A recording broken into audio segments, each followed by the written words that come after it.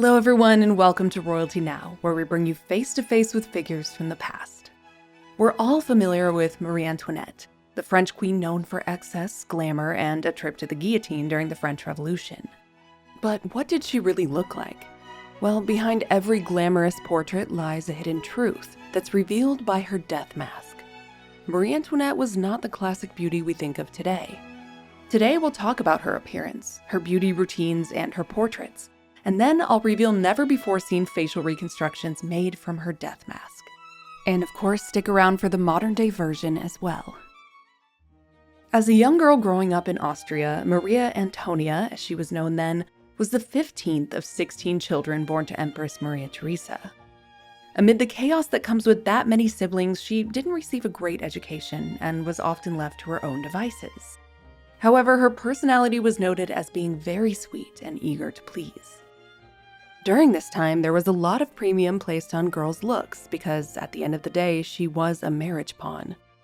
Marie was noted for being pretty, but not in a conventional way. In fact, her tutor wrote in 1769 of the teenage Marie, "It would be possible to find features of a more regular beauty, but I doubt if it is possible to find any more agreeable."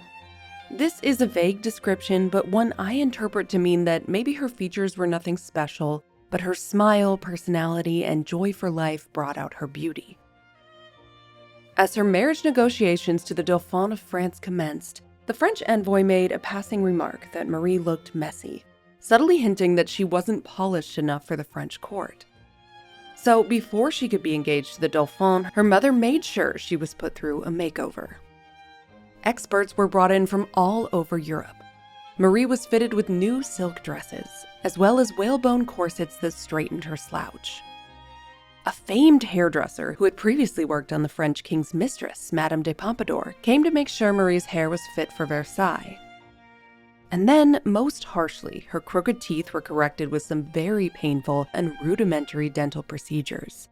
Marie was made to wear an early form of braces, called Fauchard's bandeau, a metal horseshoe that was fitted into the palate and then systematically tightened using strands of gold over a period of months. After months of what can only be described as beauty boot camp, shy little Marie was on her way to France. She would never see her home in Austria again.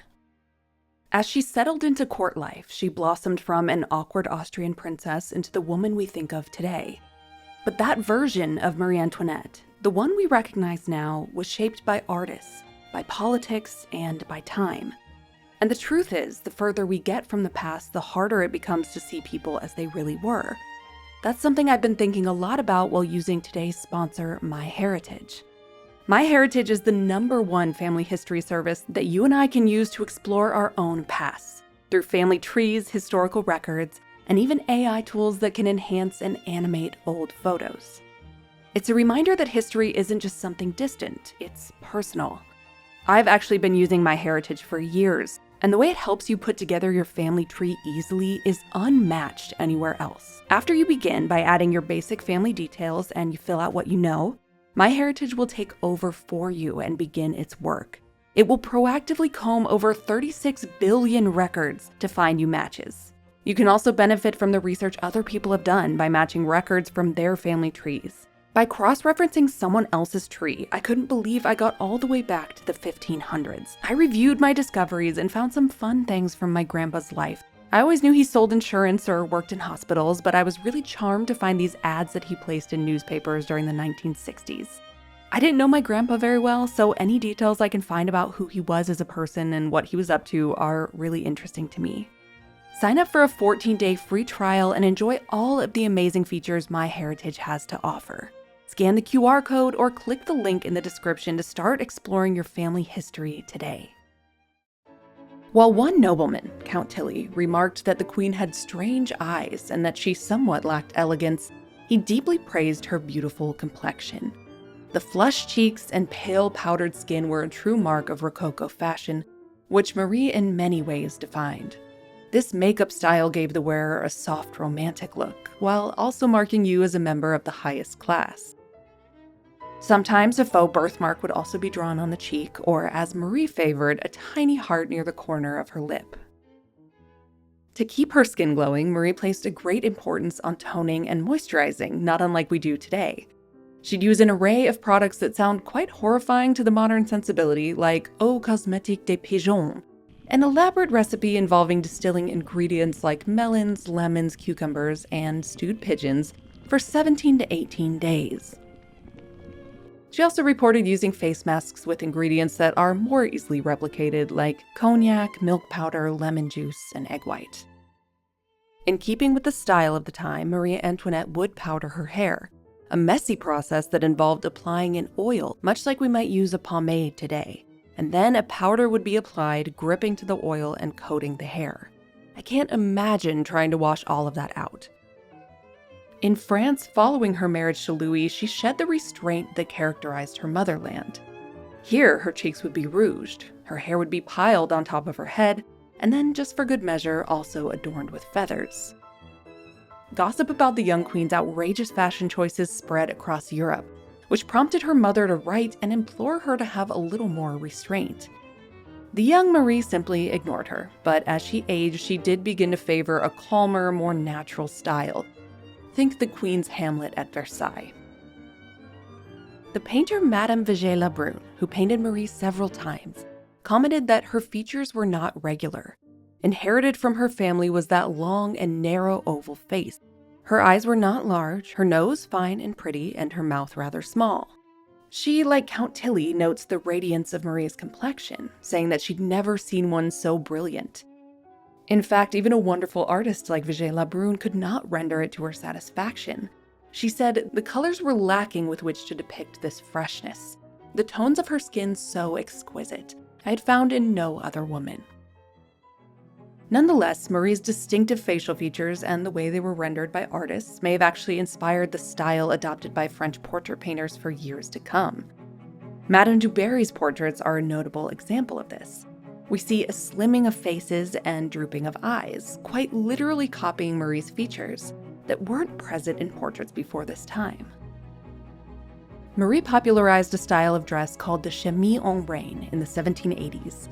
You can see noble women rushing to copy this style, almost looking like they all borrowed the exact same dress for portraits.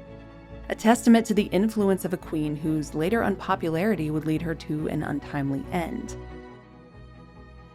One of the influences for my recreations, which is the most accurate source for her appearance, is the death mask, supposedly taken soon after her execution. It was taken by a waxworker whose name you might recognize, Anna Marie Groscholz, more commonly known as Madame Tussaud. Tussaud was a French artist who found fame with her wax sculptures. She'd previously worked for the French royal family, even teaching Louis XVI's sister the art of the death mask, according to claims from her memoirs. Tussaud was so valued by the family, she claims, that she was even invited to live at Versailles, although there's no evidence of this invitation. Regardless, Madame Tussaud was clearly connected to the royals, and so much so that when the tide of French history turned, she was viewed with suspicion as a royalist sympathizer. Tussaud was arrested herself during the Reign of Terror and only narrowly escaped execution when one of the revolutionaries intervened, motivated, it seems, by respect for her work. She was released and went on to create an exhibition with a waxwork head of Robespierre and other revolutionaries. For good measure, her exhibit also included a scale model of the guillotine and the Bastille. This aggressive pivot from being a royal sympathizer to displaying death masks made directly from their heads was surely a way to show her allegiance with the revolutionaries. In this period before the advent of photography, the masks were the closest the masses would ever come to the reality of the people they represented. Death masks are inherently intimate. They provide a really interesting political commentary on the events and executions that had taken place during the French Revolution. The original Marie Antoinette mask was lost in a fire, so we're left with precious few photographs that capture it. Some believe the mask to be inauthentic, but it matches up so closely with sculptures of the French queen taken during her life, I just can't see it being a forgery. While portrait painters and sculptors were able to make a few subtle tweaks to flatter Marie's appearance, the death mask doesn't compromise. In the painted portraits, we see that her lips are more plump and stylized, as was the style of the time, with a fuller lower and more balanced upper lip. We see her wide-set eyes, but they appear large and exaggerated in the paintings versus the mask. The mask also reveals she has much more of a hooked nose in real life and a higher forehead. One thing that marked Marie as having Habsburg heritage is the famous Habsburg lip. The slightly protruding lower lip was, thankfully for Marie, a very diluted version compared to that of her ancestors, like Charles II of Spain and Leopold I. You can see the traces of these Habsburg features in this portrait, painted by Joseph Duplessis when Marie was just 16. This portrait is rarely seen and was never finished, because it was said that the French queen hated it. Considering all of these sources together, from the paintings to the sculptures, and ultimately to the mask, Marie Antoinette's true appearance begins to emerge. To create my facial reconstructions, I developed a composite image, working from her portraits as well as the mask. This is important because while the mask may be closer to reality, it was, after all, taken after death. It's an understatement to say that the queen, executed at just 37, had gone through a lot in her final years. She remarked herself on the toll the revolution had taken on her appearance, sending a lock of her pure white hair to her friend, the Princess of Lamballe, stating that it had been bleached by misfortune. No surprise then that the mask shows her completely worn out and morbidly probably swollen from the execution. So, without further ado, and with all of this in mind, let's see Marie Antoinette brought to life now.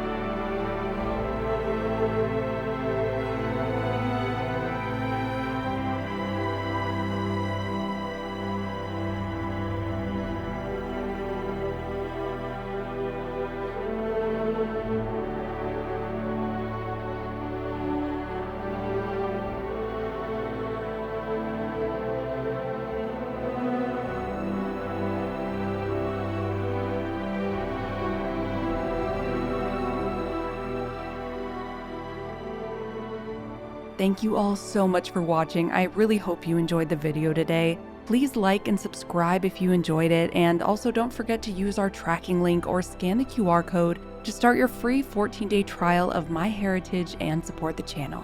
We will see you next time.